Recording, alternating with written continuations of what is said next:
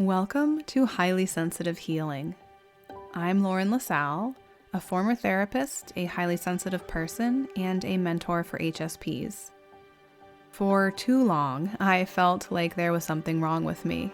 I felt everything deeply, sounds, emotions, other people's moods, and I learned pretty early on just to push through, to quiet my intuition, and to try to keep up with what everyone else was doing and what society expected of me.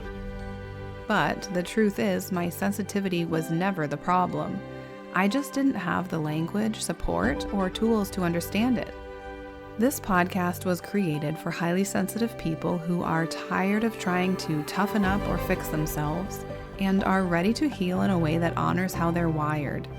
Here, we talk about nervous system regulation, unhelpful thought patterns, emotional overwhelm, and self-trust through a gentle, compassionate lens. You don't need to become someone new to feel better. You don't need to push harder or try more. You get to learn how to care for yourself in ways that actually work for you. If you've ever felt overwhelmed, misunderstood, or like you were carrying too much, this space is for you. My hope is that each episode helps you feel a little less alone and a little more at home in yourself. So, wherever you're listening from, welcome. Take a breath, settle in, and let's begin. Before we get into the episode, I just wanted to give you a little heads up that I forgot to plug in my microphone before I recorded this episode. And I didn't notice until I had recorded the whole thing. So I've done what I can to fix the sound quality. I am so sorry. I know it's not what it usually is. I'm doing everything I can about it. I really did not want to re-record because I just spoke from the heart, from intuition, from what was flowing, and I know even if I could repeat it word for word, it would not come out the same way that it did the first time. So I'm keeping it with the sort of bad audio, doing what I can to fix it. Just wanted to let you know in advance because it definitely does sound different. I am so pumped up about this episode though, so please still take a listen and I hope you enjoy it. Welcome back to Highly Sensitive Healing. Today is such a beautiful day outside. This weather just really makes me feel so grateful for everything. And I'm so glad that we are in the warm weather now, hopefully for good for a while, because we had a couple really, really chilly and rainy days at the end of May. And I really did not enjoy it being that cold and having to wear leggings and a sweatshirt at the end of May. That was just no fun for me. So I'm so glad to have this really beautiful, warm, sunny weather.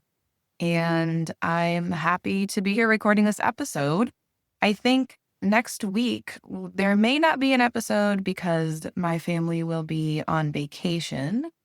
And I'm just not sure if I'm going to be able to record one before we leave.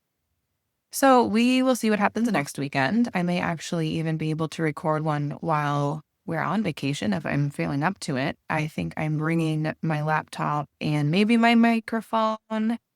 We'll see. We'll see how packing goes. Now that there are four of us, I feel like it's just going to be a ridiculous amount of things that we have to bring. So anyway, I just wanted to give you a heads up about that there may not be an episode next weekend. And let's see what else. I guess I will just get right into the episode today. This was inspired by a post that I recently made on Instagram that maybe was one of my most popular posts to date. And the inspiration for this post just randomly came to me, I think maybe 2 weeks ago, while I was just relaxing, while my son had just fallen asleep at night, and it was maybe 7:30 or 8 o'clock at night. And I think I was just watching a show just to relax because that doesn't happen very often anymore. And I must have been sort of like thinking about what I can post in the background of my brain because I sometimes get stuck on that. And anyway, so all of a sudden, just popped into my brain. Once upon a time, there was a girl who didn't like herself. And I wrote that down in my phone notes app. And I think I forgot about it for a couple days. And then I went back to it and I kept adding to it. And I would like to share the whole thing with you now because this story is something that so many people can relate to, HSP or not. And I just want to share this with you. So if you are one of these people that can relate to it and that have felt this way or currently feel this way, you will know that you are not alone. So today is story time on the podcast. Once upon a time, there was a girl who didn't like herself. Most people would never have guessed. She smiled. She achieved things. She looked happy. But behind the smile, she was constantly at war with herself. Every mistake became proof that she wasn't enough. Every struggle became evidence that she needed to be different. She overthought everything. What she said, how she looked, whether people liked her, whether she was doing enough. And somehow, she became her own worst enemy. She said things to herself that she would never say to anybody else. But there was one thing that she never gave up on, and that was the quiet hope that one day life would feel and be different. She had dreams, big ones, not because she wanted to impress anyone, but because she knew there was so much more inside of her. The problem wasn't that she lacked potential because she had plenty of that. The problem was that she didn't know how to stop fighting with herself and getting in her own way. And it's hard to build the life that you want when all your energy is spent on battling who you are. Everything started changing when she realized that there was nothing wrong with her. She didn't need to become someone else. She needed to understand herself differently. And if you haven't caught on already, the girl in this story is me. And if you have also spent years feeling like you are your own worst enemy, I want you to know that you are not alone. And I think this is such an important little piece of my story that I haven't really shared in this kind of way. Maybe because it felt so small, like such a tiny little piece. But the reality is that so many people feel this way or have felt this way. So why not share it? And I'm so glad this thought just came to me randomly. I don't even know where it came from. It just like dawned on me that I need to share this little piece. Because that is one of the biggest changes that I have made in my life that has made the most difference is when I finally realized and understood that there is actually nothing wrong with me. That the way that other people reacted and responded to me was not my problem and was not my fault. And did I always have the best reactions, the most appropriate reactions and responses? No, of course not. I own that because when you are a deeply feeling and deeply processing person, sometimes it's really hard to reel those in and you just fully express. And so that's what I did. And that always caused me to feel like I was the problem.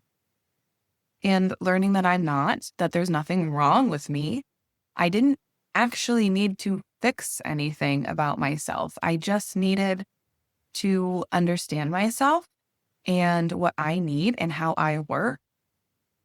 and look at myself in a different way.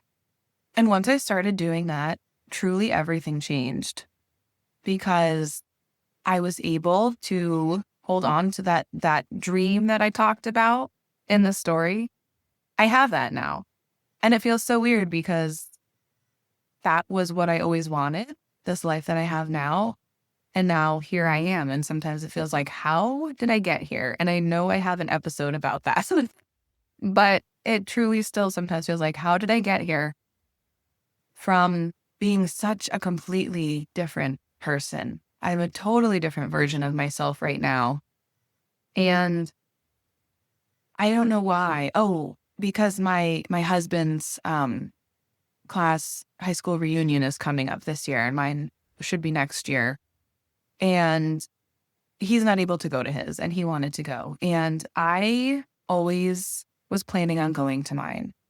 I missed the last one because there was it was weird. It changed location at the last minute. My best friend from high school wasn't going, or we just both decided not to go. I don't really remember what happened, but I always planned on going to this upcoming one for next year because I always felt like I had something to prove to people.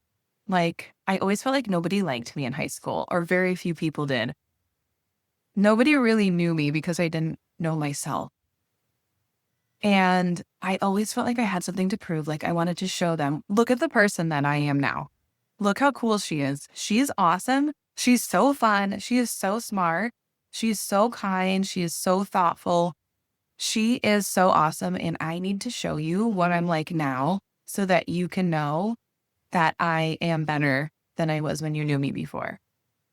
But as it gets closer and the more I become comfortable with myself, the less I care about going to my high school reunion because I barely stay in touch with any of those people. It doesn't really matter to me. It was high school. I don't know why we make such a big deal of high school and reunions and things. I guess it's fun to see where everybody's at now and I don't know, to sort of stay in touch. But for me, it was such a horrible part of my life that I just feel like, why do I need to go back there? And I don't have anything to prove to anyone. I truly don't care what those people think about me, what they thought about me, what they think about me now. They probably don't even think about me now. So I don't feel like I had anything to prove to anybody because I'm happy with myself.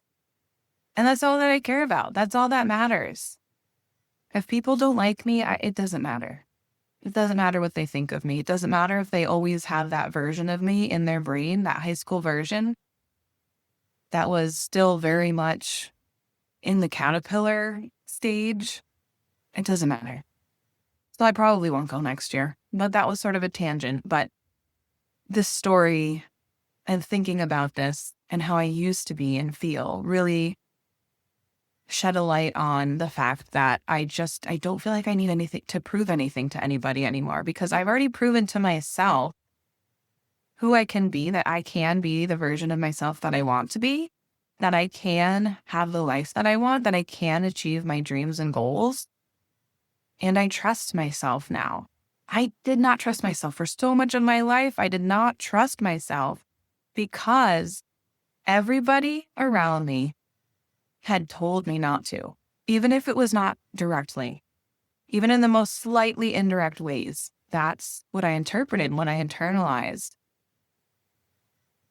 And being able to undo all of that and finally trust myself and know this is what I need. I know it. It doesn't matter what other people say. I know it. I know this is who I am and this is what I need and what I want. And nothing that anybody can say otherwise is going to penetrate my energy, my brain. And that has been amazing. And I just feel so free.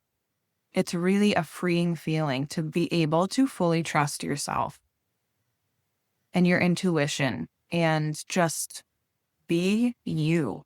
And that's what I want everybody to feel like. And that's why I do this work, because I feel like every so often the core reason why I do this work shifts. And now it's shifted slightly to, I want you to feel free and to trust yourself, to be who you are and not worry about what other people think. And the funny part is that when you are able to truly be yourself, it feels like people generally like you more. And I think that makes sense because when I didn't know who I was and when I did not like myself and I did not trust myself, that leaked into other areas, that people can just feel that leaked into relationships, that just leaked into interactions with people. And the same thing happens when you do know yourself and you trust yourself. That leaks out too, but that's in a good way. And I just wish everybody could feel this way because it is incredible. And of course, it's not like I feel this way every single minute of my life. There are difficult times, but those times are so much less difficult than they used to be. Like the hard times now are sometimes what the good times used to be in the past. And I'm so grateful for that and for everything I've put into my life. And I'm here to do that for other people too. If you need support, if you need a guide, that is what I do. And I want you to think about this question. What if the thing holding you back isn't who you are, but the way that you've learned to see yourself? What if the thing holding you back isn't who you are, but the way you've learned to see yourself?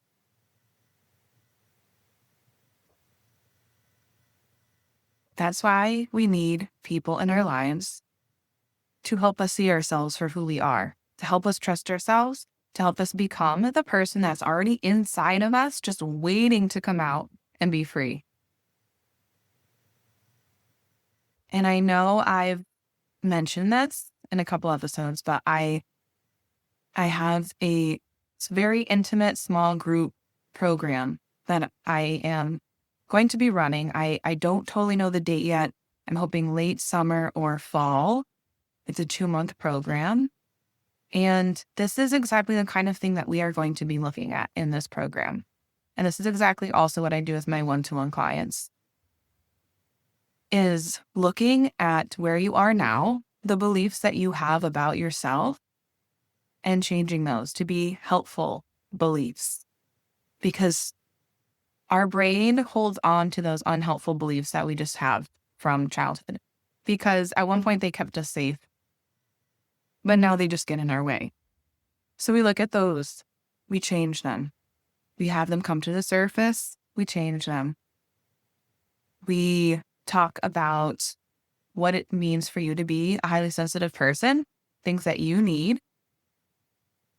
And I love to talk about this because we reframe it in ways to have it as a strength. Because it is a strength if you see it that way. It's all about retraining your brain to have these beliefs and these thoughts and even these feelings about yourself in a different way than you're used to. And yes, change is hard, change is uncomfortable. But that's why I am here. That's why we will have a small group, maximum 5 people, all here to support each other, hold each other, and grow with each other. And I am so excited for this. And even though I haven't launched this, I will put the link to the waitlist in the episode description. If you are at all interested in this, sign up for the waitlist. Doesn't mean that you are committing to this program. It just lets me know what the interest is right now. And I am committed to helping you be who you are, feel that freedom, have that self-trust. And I'm so excited to be here to support you, whether it is in the group program called the Becoming Circle, by the way, whether it is my one-to-one mentorship program, which is called Becoming You. I do have a couple spots open for that right now, details in the episode description as well, or whether it is just as a listener of my podcast. I want to put all of this out into the world to support people the best that I can, because I feel like for me anyway, part of doing this work and getting to where I am is to be able to help other people get there as well.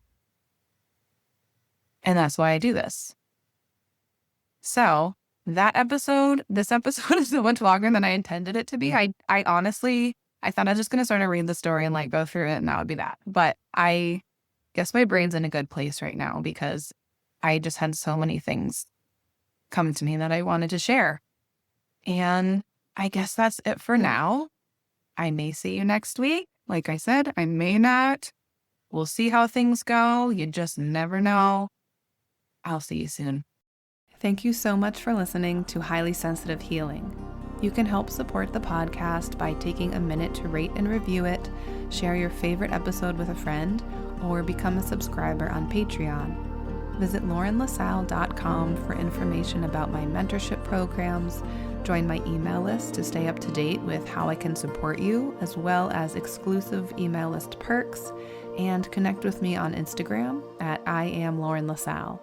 Happy healing.